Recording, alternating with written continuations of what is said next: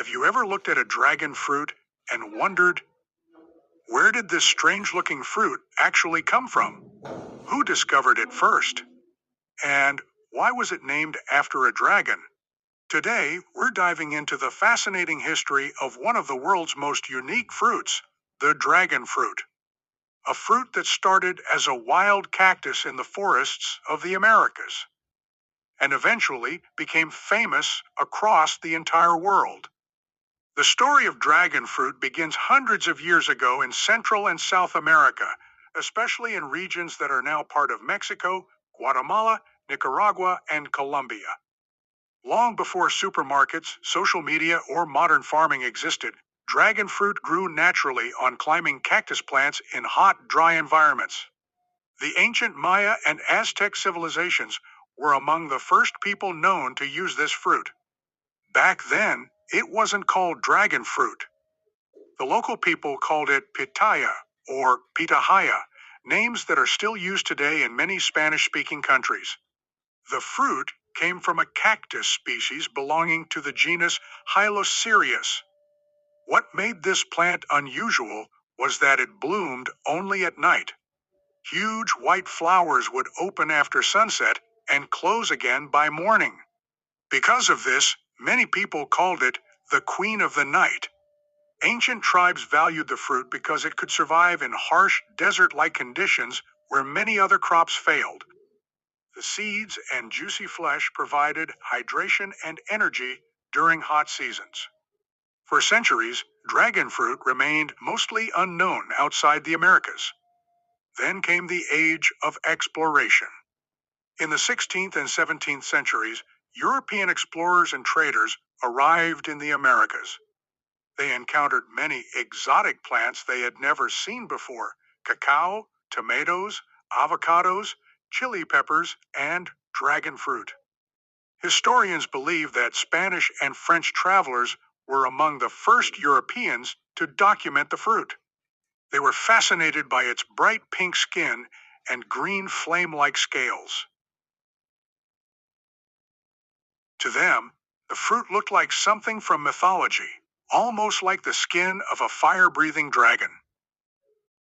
That's how the modern name dragon fruit was eventually born. But the fruit's journey was only beginning. In the 1800s, French colonists transported dragon fruit plants from the Americas to Southeast Asia, especially Vietnam. This moment completely changed the fruit's future. Vietnam's tropical climate turned out to be perfect for growing dragon fruit. The cactus adapted quickly, and farmers realized it could survive with relatively little water while producing beautiful, high-value fruit. By the early 20th century, dragon fruit farming had expanded across Vietnam. At first, it was mostly grown for wealthy families and for export markets, because the fruit was still considered rare and exotic. During those early years, dragon fruit was expensive. In some places, only rich people could regularly afford it. The fruit was often sold in luxury markets and hotels because of its unusual appearance and limited supply. As global trade expanded in the late 20th century, dragon fruit slowly spread across Asia. Thailand, Malaysia, Indonesia, the Philippines, Taiwan, and southern China began cultivating it on a larger scale. Then came the real explosion.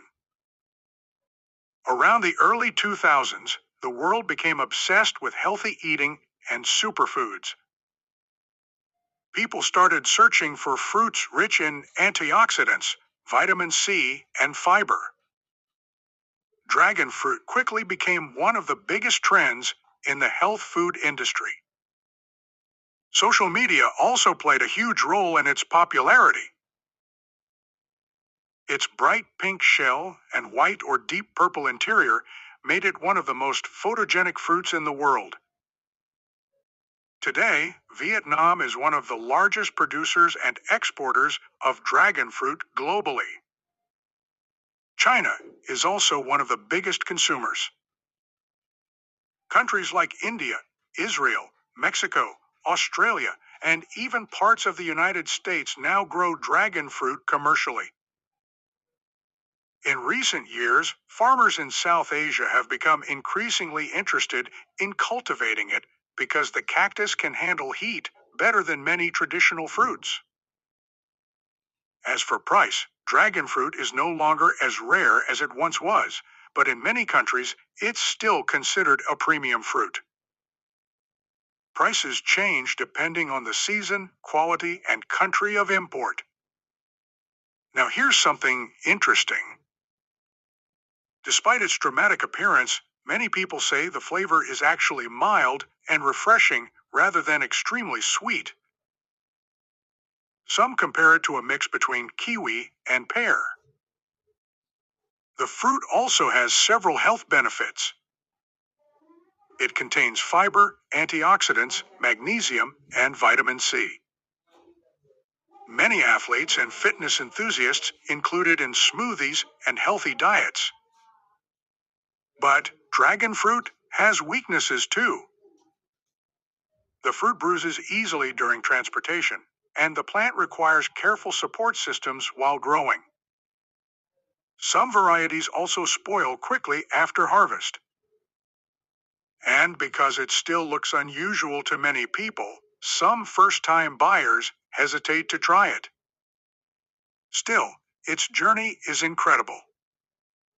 From a wild cactus hidden in the forests of Central America, to luxury markets in Asia, to supermarkets around the world, dragon fruit became more than just a fruit.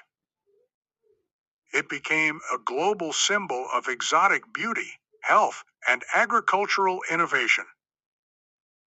And maybe that's what makes its history so fascinating. Because sometimes the strangest things in nature become the most unforgettable. If you liked the video, then like the video, share it, and subscribe me for more content.